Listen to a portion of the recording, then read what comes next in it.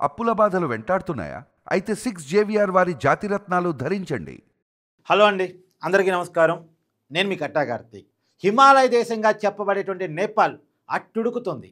అక్కడ యువత పార్టీల మీద, అక్కడ ఉన్నటువంటి పాలకుల మీద, ఈవెందో ప్రతిపక్ష నాయకుల మీద, ఈ పార్టీ ఆ పార్టీ లేదు, పాలకుల మీద పార్టీల మీద ఒక్కసారిగా యువత తిరుగుబాటు చేసేసింది. చాలామంది మంత్రుల ఇళ్లకు నిప్పు పెట్టేసింది. ఏకంగా మాజీ ప్రధాని ఇంటికి, ఇప్పుడున్న ప్రధాని ఇంటికి ఆ నిప్పు పెట్టేసింది. అక్కడ మాస్ లీడర్గా ఉండేటువంటి మావోయిస్ట్ నేత ప్రచండ ఇంటికి కూడా నిప్పు పెట్టినటువంటి పరిస్థితి. ఇళ్లలోకి చొరబడి పెద్ద ఎత్తున ధ్వంసాన్ని సృష్టిస్తున్నారు నేపాల్ యువకులు. అక్కడ అవినీతికి వ్యతిరేకంగా ఒక పెద్ద ఉద్యమం రూపుదిద్దుకుంది. ఏ పార్టీ నాయకులైనా సరే అందరినీ మూకుమ్మడిగా పారదోరుతా ఉన్నారు. అక్కడ మంత్రులు రాజీనామాలు చేసి దేశాన్ని విడిచేసి పారిపోతున్నటువంటి పరిస్థితి. అక్కడ మంత్రుల కోటర్ దగ్గర హెలికాప్టర్లు చక్కర్లు కొడుతున్నాయంట. అక్కడ అంటే హెలికాప్టర్లతోటి దేశాన్ని వదిలేసి పారిపోతున్నారు. ఏకంగా ప్రధానమంత్రి కేపీ శర్మ ఓలీ ఆయన కూడా దేశాన్ని వదిలేసి పారిపోయారు. ఆ అనారోగ్య కారణాలు చూపిస్తూ దుబాయ్కి వెళ్ళారనేటువంటిది సమాచారం. ఇప్పటికే నేపాల్ సైన్యం కూడా అక్కడ ప్రభుత్వాన్ని మీరు రాజీనామా చేయండి, మీరు అధికారంలో ఉన్నంతకాలం మేము కంట్రోల్ చేయలేము ఈ గొడవల్ని అని చెప్పేసి చెప్పారు. అక్కడ ప్రభుత్వం కూడా మొత్తంగా రాజీనామా చేసినటువంటి పరిస్థితి. అంటే ప్రధానమంత్రితో సహా మిగతా మంత్రులంతా రాజీనామాలు చేసి దేశాన్ని వదిలి పారిపోయినటువంటి పరిస్థితి. కారణం అక్కడ పార్టీల మీద, నాయకుల మీద ఉన్నటువంటి అవినీతి ముద్దలు.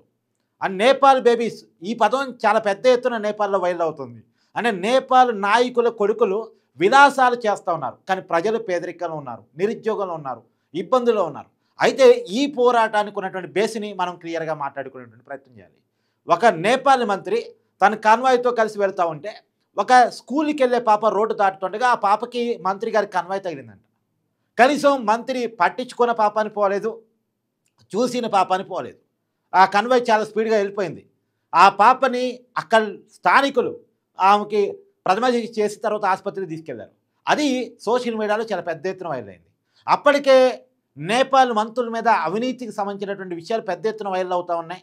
ఇందాక నేను చెప్పినట్టు నేపాల్ బేబీస్ అనే పేరుతోటి నేపాల్ నాయకుల కొడుకులు ఎలా విలాసవంతంగా గడుపుతున్నారు అనేటువంటి వీడియోస్ పెద్ద ఎత్తున వైరల్ అవుతూ ఉన్నాయి. నిజానికి అక్కడ కమ్యూనిస్టు నాయకులు, కాంగ్రెస్ నాయకులు, నేపాలీ కాంగ్రెస్, నేపాలీ కమ్యూనిస్టులు అంటే ఒకప్పుడు నేపాల్లో ఇదే రకమైన తిరుగుబాటు వచ్చింది. అక్కడ రాజు పరిపాలన నుంచి రాచరికం మీద పోరాటం చేసింది కమ్యూనిస్టులు. సాయుధ పోరాటం చేసి అంటే ప్రచండ నాయకత్వం పెద్ద ఎత్తున పోరాటం జరిగి అక్కడ రాజరికాన్ని దించేసి కమ్యూనిస్టులు అధికారంలోకి వచ్చారు. అప్పుడు వివిధ శాఖలుగా ఉన్నటువంటి కమ్యూనిస్టులు అంతా ఒక పార్టీగా అవతరించి, నేపాల్ కమ్యూనిస్ట్ పార్టీగా అవతరించి అధికారం చేపట్టారు. తర్వాత ఆ కమ్యూనిస్టులు మళ్ళా ముక్కలయ్యారు. మళ్ళీ అదే కమ్యూనిస్టులు నేపాలీ కాంగ్రెస్తో రకరకాల అవకాశవాద పొత్తులు పెట్టుకొని అవినీతికి తెరలేపారు. ఎవరైతే గతంలో అడవుల్లో ఉండి సాయుధ పోరాటం చేసి నిజాయితీ పరుణ్ణి అని పేరు తెచ్చుకున్నారో అక్కడ మాస్ లీడర్గా ఉన్నటువంటి ప్రచండ ఆయన కూడా అవినీతికి పాల్పడుతున్నారు. విలాసవంతమైన జీవితానికి అలవాటు పడ్డారు. వాళ్ళ కుమారులు ఇష్టారాజ్యంగా ప్రవర్తిస్తూ ఉన్నారు, అవినీతికి అలవాటు పడ్డారు, విలాసవంతమైన జీవితాలు అనుభవిస్తూ ఉన్నారు. ఏ పేదరికం పోవాలి, ఏ నిరుద్యోగం పోవాలి అని చెప్పేసి గతంలో పోరాటం జరిగిందో ఆ ఫలితాలు ఇంకా రాలేదు అనే కారణం చేత మళ్ళీ పోరాటం స్టార్ట్ అయింది. అయితే ఒకటి ఇందాక నేను చెప్పినట్టు ఒక పాపకి జరిగిన యాక్సిడెంటు ప్రజలందరినీ కదిలించడం, తర్వాత సోషల్ మీడియా మీద బ్యాన్. ఈ మధ్యకాలంలో ప్రభుత్వానికి వ్యతిరేకంగా సోషల్ మీడియాలో పెద్ద ఎత్తున కథనం రావటం వల్ల ప్రభుత్వం సోషల్ మీడియా కొంత బ్యాన్ విధించింది. అంటే ప్రభుత్వం చెప్పింది ఏంటంటే ఆగస్టు 29 లోపు సోషల్ మీడియా మాధ్యమాలు ఏవైతే ఉంటాయో, అంటే ఫేస్బుక్ కావచ్చు, ట్విట్టర్ కావచ్చు, ఇన్స్టాగ్రామ్ కావచ్చు, ఏవైనా సోషల్ మీడియా మాధ్యమాలు మీరు మీ ప్రతినిధులని మా ప్రభుత్వం దగ్గర పెట్టండి, అప్పటి వరకు మీకు బ్యాన్ విధిస్తున్నాం. మీ ప్రతినిధులు వాళ్ళు చేయాల్సిన పని ఏంటంటే ప్రభుత్వానికి వ్యతిరేకంగా వచ్చే వీడియోలు మాకు అందించాలి, వాటిని డిలీట్ చేయాలి, నలుగురికి చేరకుండా చేయాలి. ప్రభుత్వానికి వ్యతిరేకంగా ఎవరైనా సోషల్ మీడియాలో పోస్టులు పెట్టినా, వీడియోలు పెట్టినా అవి వెంటనే డిలీట్ కావాలి అనేది నేపాల్ ప్రభుత్వం సోషల్ మీడియా మాధ్యమాలకి, ఫేస్బుక్, ట్విట్టర్ ఇలాంటి వాటికి పెట్టిన కండిషన్. ఆగస్టు 29 వరకు డెడ్ లైన్ పెట్టారు. ఆగస్టు 29 లోపు వీళ్ళు ప్రభుత్వం దగ్గర రిజిస్టర్ చేసుకోవాలి. మా సోషల్ మీడియా మాధ్యమం మీ నేపాల్లో ఉంటుంది, మా ప్రతినిధి మీ దగ్గర ఉంటారు, మా ప్రతినిధి టేక్ కేర్ చేస్తారు, మీకు వ్యతిరేకంగా ఏ పోస్ట్ వచ్చినా సరే వెంటనే డిలీట్ అయిపోయేటట్టు మా ప్రతినిధి చేస్తారు, ఆన్సరబుల్గా ఉంటారు అని ప్రతి సోషల్ మీడియా మాధ్యమం ప్రభుత్వం దగ్గర రిజిస్ట్రేషన్ చేసుకోవాలి. కానీ పెద్ద పెద్ద మాధ్యమాలు రిజిస్టర్ చేసుకోలేదు. అంటే ఎక్స్ కావచ్చు, ఫేస్బుక్ కావచ్చు, ఇలాంటి పెద్ద పెద్ద మాధ్యమాలు రిజిస్టర్ చేసుకోలేదు. వాళ్ళు ప్రపంచవ్యాప్తంగా ఉన్నారు. మాకు ఎలాంటి రిజిస్ట్రేషన్ చేసుకున్నటువంటి పరిస్థితి లేదు. ప్రభుత్వం దగ్గర మా ప్రతినిధి మేము పెట్టమని చెప్పేసి వాళ్ళు భీష్మించుకున్నారు. వాటి మీద ఒక్కసారిగా ప్రభుత్వం బ్యాన్ విధించింది. ఎప్పుడైతే సోషల్ మీడియా మీద మొత్తంగా 16 యాప్ల మీద బ్యాన్ విధించారో, ఫేస్బుక్ మీద బ్యాన్ విధించారు, ట్విట్టర్ మీద బ్యాన్ విధించారు, ఎక్స్ మీద బ్యాన్ విధించారు. అంటే ట్విట్టర్ ఎక్స్ ఇప్పుడు ఒకటే కదా, మొత్తంగా ఇట్లా రకరకాల వాటి మీద ఎప్పుడైతే బ్యాన్ విధించారో ఒక్కసారిగా యువత కోపంతో రగిలిపోయి రోడ్డు మీదకి వచ్చింది. వాళ్ళు ఒక సోషల్ మీడియా సర్వర్ ద్వారా అందరూ కాంటాక్ట్ అయ్యి ఒక యూనివర్సిటీ దగ్గర గ్యాదర్ అయ్యి కఠ్మండ్లో ఉద్యమం స్టార్ట్ చేశారు. నేపాల్ రాజధాని కఠ్మండు. ఆ ఉద్యమం ఇప్పుడు ఉవ్వెత్తున లేసి నేపాల్ మొత్తానికి పాకి కఠ్మండ్లో ఉన్నటువంటి మంత్రుల ఇళ్ళకి నిప్పు పెట్టారు. మాజీ ప్రధాని ఇంటికి, ఇప్పుడున్న ప్రధాని ఇంటికి అందరికీ నిప్పు పెట్టారు. నేపాల్ సుప్రీంకోర్టుని ధ్వంసం చేశారు. నేపాల్ పార్లమెంటుని ధ్వంసం చేశారు. ఇలా నేపాల్లో ఏ రాజకీయ నాయకుడు రోడ్డు మీద తిరగలేని పరిస్థితి. సోషల్ మీడియా యాక్టివిస్టులే నాయకులయ్యారు. కఠ్మండ్ మేయర్ సోషల్ మీడియా ద్వారా హైలైట్ అయ్యి ఇలా కఠ్మండ్ మేయర్గా ఉన్నారు. ఆయన కూడా ఈ ఉద్యమంలో నాయకుడిగా ఉన్నాడు. ఇవాళ పరిస్థితి కొద్దిగా చెక్కబడుతుంది. కొత్త ప్రధాని పెడతారు, దానివల్ల కొంత యువత శాంతి ఇస్తుంది అని చెప్పేసి అనుకుంటున్నారు. అంటే ప్రభుత్వాన్ని మార్చడం వల్ల మాత్రమే ఇప్పుడు శాంతి చేకూరే అవకాశం ఉంది అనేటువంటిది అక్కడ ఆర్మీ చెప్తున్నటువంటి మాట.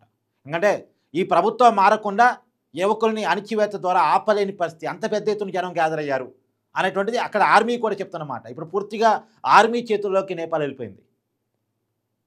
ఆర్మీ చేతుల్లోకి, తిరుగుబాటు నాయకుల చేతుల్లోకి వెళ్ళిపోయింది. ఒకవైపు తిరుగుబాటు నాయకులు, ఇంకొక ఆర్మీ. ఇప్పుడు ఈ తిరుగుబాటు శాంతించాలి అంటే ఖచ్చితంగా అక్కడ ప్రభుత్వాన్ని మార్చాల్సిన పరిస్థితి, ప్రధాన్ని మార్చాల్సిన పరిస్థితి, కొత్త మంత్రివర్గాన్ని ప్రకటించాల్సిన పరిస్థితి. మనం చూసాం తిరుగుబాటు రకరకాలుగా మన పక్కనే ఉన్నటువంటి దేశాల్లో. బంగ్లాదేశ్లో తిరుగుబాటు చూసాం మనం, శ్రీలంకలో తిరుగుబాటు చూసాం మనం, నేపాల్లో గతంలో తిరుగుబాటు చూసాం, ఇప్పుడు రెండోసారి తిరుగుబాటు. గతంలో నేపాల్లో తిరుగుబాటు జరిగినప్పుడు సీతారాం యేచూరి గారు అని చెప్పేసి భారత కమ్యూనిస్ట్ పార్టీ మార్కిస్ట్ నాయకులు ఆయన వెళ్ళి నేపాల్లో పరిస్థితులు చక్కదిద్ది అక్కడ ప్రభుత్వాన్ని ఏర్పాటు చేసి అక్కడ కమ్యూనిస్టుల చేతుల్లో బాధ్యతలు పెట్టి మీరు సరిగా పరిపాలించండి అని చెప్పేసి అక్కడ నాయకులకి హితబోధ చేసి అక్కడ తిరుగుబాటు నేతలకు పార్టీలకి మధ్యవర్తిగా ఉండి అక్కడ ప్రభుత్వాన్ని ఏర్పాటు చేసి మన భారతీయుడే సీతారాం యేచూరి గారు. ఆయన లేరు, చనిపోయి ఉన్నారు. కానీ అక్కడ నేపాల్ కమ్యూనిస్టులు కూడా అక్కడున్న కాంగ్రెస్ వాళ్ళతో కొలాబరేట్ అయ్యి మొత్తం అవినీతికి పాల్పడి వాళ్ళు సహజమైన జీవనశైలికి భిన్నంగా, వాళ్ళ సిద్ధాంతానికి భిన్నంగా వాళ్ళు ప్రవర్తించి ప్రజల విమర్శలు ఎదుర్కొన్నారు. ప్రజలు తినడానికి తిండి లేక ఇబ్బంది పడతా ఉంటే ఒక టెంపుల్కి 500 కోట్లు ఇచ్చారట కేపీ శర్మ. మామూలుగా కమ్యూనిస్టులు కొంత దేవుడి విషయంలో డిఫరెంట్గా ఉంటారు, వాళ్ళ పట్ల ఆ భావాజాలంతో ఉంటారని ప్రజలు కూడా భావిస్తారు. కానీ అక్కడ ప్రజల్ని మచ్చిగా చేసుకోవాలనే కారణం చేతనం మొత్తానికి అక్కడ సిద్ధాంతం లేదు, రాతంతోనే ఏం లేదు, మొత్తం అవినీతి అవినీతి అవినీతి అక్రమం అనేటువంటిది ప్రజల్లో వచ్చిన భావన. అనేక రకమైన ఆరోపణలు కమ్యూనిస్టు నాయకుల మీద కూడా. వాళ్ళ జీవన శైలి మారిపోయింది. ఒకప్పుడు వాళ్ళు చెప్పిన జీవన శైలి ఏంటి, ఇవాళ వాళ్ళు నడుపుతున్న జీవన శైలి ఏంటి అంటే నాయకత్వంలో ఉన్న పొరపాట్ల వల్ల, నాయకుల వ్యవహార శైలి జీవన శైలి వల్ల, వాళ్ళ అహంకారపూరితమైనటువంటి వ్యవహార శైలి వల్ల. ఇందాక చెప్పాను కదా, ఒక పాపకి వాళ్ళ కన్వాయ్ దగ్గరితే కనీసం పరామర్శించే పరిస్థితి కూడా లేదు. ఈ పరిస్థితి అంత అహంకారం నెత్తికెక్కడం ఫలితంగా అది జీర్ణించుకోలేనటువంటి ప్రజలు ఒక్కసారిగా తిరుగుబాటు చేసినటువంటి పరిస్థితి. కాకపోతే దురదృష్టం ఏంటంటే ఇప్పుడు ఈ తిరుగుబాటు రాచరికానికి దారితీసిద్దా. ఎందుకంటే రాజుకి అనుకూలంగా మొన్న 3% ప్రజలే అనుకూలంగా ఓట్లేశారు. కానీ ఇవాళ తిరుగుబాట్లు రాజ్య అనుకూల వాదుల చేతుల్లోకి వెళ్ళిపోయే అవకాశం ఉంది అనేటువంటిది కనపడుతోంది. అంటే నేపాల్ రాజు చేతుల్లోకి రాచరికం వైపు మళ్ళా నేపాల్ నెట్టబడుతుందా, అంటే రాజకీయ నాయకులు చేసిన తప్పులు మళ్ళా రాజుకు ఉపయోగపడబోతున్నాయా అనేటువంటి చర్చ జరుగుతోంది. మనం చూసే బంగ్లాదేశ్లో అక్కడ ప్రజల్లో వచ్చిన కోపం, తిరుగుబాటు ఇస్లామిక్ టెర్రరిస్టులకు ఉపయోగపడింది. షేక్ హసీనా మీద వచ్చిన కోపం ఇవాళ ఇస్లామిక్ టెర్రరిస్టుల చేతిలోకి బంగ్లాదేశ్ వెళ్ళిపోయింది. ఆఫ్ఘనిస్తాన్ అంతా వెళ్ళిపోయింది, తాలిబాన్ చేతుల్లోకి ఆఫ్ఘనిస్తాన్ వెళ్ళిపోయింది. కాబట్టి తిరుగుబాట్లు సరిగా లేకపోతే తిరుగుబాట్లలోకి కొన్ని అనుచిత శక్తులు ఎంటర్ అయ్యి వాళ్ళని తమ చేతిలో తీసుకుంటే అది తప్పుదారి పట్టేటువంటి అవకాశం కూడా ఉండొచ్చు. ఒకరి మీద ఉన్న కోపం ఇంకొకరికి ఉపయోగపడవచ్చు. అది మనం బంగ్లాదేశ్లో చూసాం. ఇప్పుడు నేపాల్లో కూడా అదే చూడబోతున్నామా అనేటువంటి పరిస్థితులు కనపడుతూ ఉన్నాయి. అయితే ఈ ఎల్లల వెనకాల అమెరికా ఉందా అనేటువంటి అంశం కూడా చర్చకు వస్తూ ఉంది. నిన్న మన తెలుగు మీడియాలోనే ఒక వార్త వచ్చింది. ఏంటంటే అమెరికాకు సంబంధించిన కంపెనీలకి అనుమతుల విషయంలో అక్కడ నేపాల్ ప్రభుత్వం ఆంక్షలు పెట్టింది. అందులోనూ ప్రధానంగా ఇప్పుడు ఫేస్బుక్, ఎక్స్ ఇవన్నీ కూడా అమెరికాకు సంబంధించిన ప్రధాన సోషల్ మీడియా మాధ్యమాలు వీటి విషయంలో కూడా బ్యాన్ విధించడం. అమెరికా కంపెనీలు సాఫ్ట్వేర్ కంపెనీలు కావచ్చు, మిగతా అంటే ఐటీ ఎగుమతి వీటి విషయంలో నేపాల్ కొన్ని ఆంక్షలు పెడతా ఉంది. నేపాల్ వనరుల్ని అమెరికా కంపెనీలు ఉపయోగించుకోవాలన్నా కానీ కొన్ని ఆంక్షలు ఉన్నాయి. కాబట్టి అమెరికా కంపెనీలు వీటిని ఎగదోసి వీటిని ట్రెండింగ్ చేసి అని మనం ఇప్పుడు ఈ వీడియో పెట్టాము. ఇది ఎక్కువ మందిలోకి రీచ్ కావాలంటే నేను యూట్యూబ్లో ఈ వీడియో పెడితే యూట్యూబ్ చేతుల్లో ఉంటుంది. వాళ్ళు ఎక్కువ మందికి పుష్ చేస్తే ఎక్కువ మంది చూస్తే ఈ కంటెంట్ ఎక్కువ మందిలోకి రీచ్ అవుతుంది. అలా సోషల్ మీడియా మాధ్యమాన్ని ఏకమై ప్రభుత్వానికి వ్యతిరేకమైనటువంటి కంటెంట్ పుష్ చేసి ప్రభుత్వానికి వ్యతిరేకంగా ప్రజల ఆలోచనని మార్చి ఏమైనా తిరుగుబాటుకి కారణమయ్యాయా, దీనికి ప్రోప్ చేశాయా అనేటువంటి చర్చ అనుమానం కూడా కొంతమందిలో లేవనెత్తా ఉన్నారు. సరే ఏది ఏమైనా ఎవరు పురికొల్పాల్సిన పరిస్థితులు ప్రజలు రెచ్చిపోయే పరిస్థితులు మాత్రం ప్రభుత్వం క్రియేట్ చేసుకుంది, రాజకీయ నాయకులు క్రియేట్ చేసుకున్నారు. ఇలా నేపాల్ ఆగవాగమైన పరిస్థితి. మన పక్కన ఉన్నటువంటి దేశాలన్నీ కూడా ఇంటర్నల్ తిరుగుబాటుతో చాలా ఇబ్బంది పడుతున్నాయి. ఒక భూటాన్ ఇంతవరకు ఇంటర్నల్ తిరుగుబాటు లేదు. పాకిస్తాన్లో కొంత తిరుగుబాటు ఉన్నా ఇంకా దేశంగానే ఉంది. నెక్స్ట్ పాకిస్తాన్లోనేనా అనే పరిస్థితి కూడా ఉంది. పాకిస్తాన్ కూడా చాలా ఇబ్బందికరమైన పరిస్థితిలో ఉంది. మన చుట్టుపక్కల ఉన్న దేశాల్లో మనం మాత్రమే కొంత సెటిల్గా బెటర్గా ఉన్నాం. ఒక స్థిరమైన ప్రభుత్వంతో, స్థిరమైన ఆలోచనతో, స్థిరమైన ఆర్థిక వృద్ధితోటి, స్థిరమైన పరిస్థితుల్లో నుంచి మనం ఉన్నాం. అన్ని రకాల మతాలు, జాతులు, భిన్నత్వాలు, సంస్కృతులు ఉన్నప్పటికీ మనం చాలా మంచిగా సెటిల్గా ముందుకెళ్ళిపోతూ ఉన్నాం. చాలా బెటర్గా ముందుకెళ్తూ ఉన్నాం. మనకాడ ఇప్పటికే చిన్న చిన్న విషయాన్ని పట్టుకొని దేశం ఇలా, దేశం అలా అని మాట్లాడే వాళ్ళు ఉంటారు. కానీ మన దేశం చాలా బెటరు, చాలామందికి ఆదర్శం. ఇన్ని కోట్ల మంది జనాభా, ఇన్ని రకాల ఆలోచనలు ఉన్నా, ఇన్ని రకాల మతాలున్నా, ఇన్ని రకాల సంస్కృతులున్నా, ఇన్ని రకాల భిన్నత్వాలున్నా అన్నీ కలిపి చాలా జాగ్రత్తగా, చాలా సెటిల్గా ఒక మంచి జాతీయవాదంతో దేశం ముందుకెళ్ళిపోతాం. ఒక యూనిటీతోటే దేశం ముందుకెళ్ళిపోతుంది. భిన్నత్వంలో ఏకత్వం మనం నమ్మిన నినాదం ఏదైతే ఉందో ఆ నినాదంతోనే మనం ముందుకెళ్ళిపోతూ ఉన్నాం.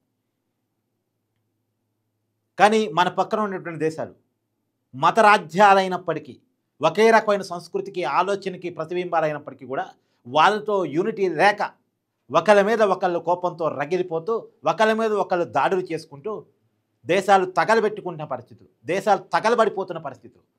ఇవాళ నేపాల్లో పరిస్థితి చూస్తే కేంద్ర మంత్రులు పారిపోతూ ఉన్నారు. ఆర్థిక మంత్రిని ఉరికిచ్చి కొడుతున్నారు. రోడ్డు మీద ఉరికిచ్చి కొడుతున్నారు ఒక కేంద్ర మంత్రిని అనే పరిస్థితిని అర్థం చేసుకోండి. సో నేపాల్ పరిస్థితుల మీద మీ అభిప్రాయాన్ని కూడా కామెంట్ రూపంలో తెలియజేయండి. Thank you.